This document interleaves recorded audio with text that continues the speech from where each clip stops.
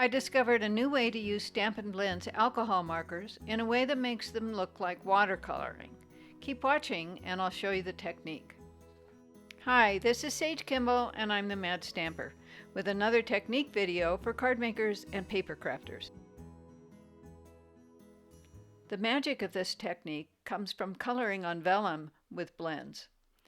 I've already heat embossed the floral from Good Morning Magnolia stamp set with early espresso ink and clear embossing powder. I'll be using the light Night of Navy and the bronze Stampin Blends. I'm going to start on the leaves, but you can start with either the flowers or the leaves. I start by coloring each leaf with the bronze blends. I've mentioned in other videos that I like to turn the image around so that the tip of my brush is pointed toward the outline.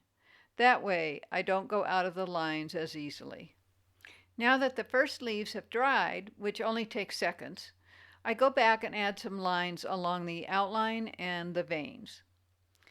You'll notice that these lines of bronze don't blend with the first layer. They create distinct brush strokes. And as the alcohol ink dries, it becomes more obvious that the contours are accented.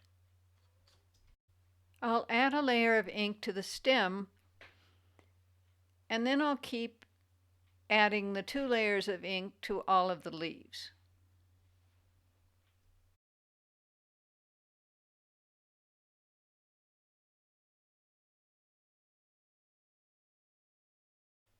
Now I'm adding a second layer of ink to the stem, so it will be darker than the leaves. I don't need to accentuate contour lines here because it's so small. Now I'll start coloring the flower petals with the light Night of Navy blends. I like to follow the contours of the petals as I lay down the first layer of color. With vellum, you're not going to get blending. The ink sits on top of the vellum instead of being absorbed like with cardstock. After coloring a few petals, I'll go back and add a layer of contour lines. At first, these lines look really dark against the first layer, but as they dry, they lighten up and they look like they fit in better.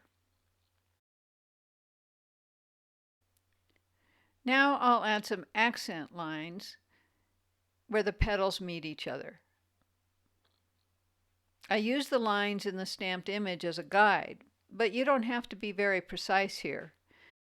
These short little lines give the sense that these parts of the petals are in shadow. The longer lines make the petals look curved.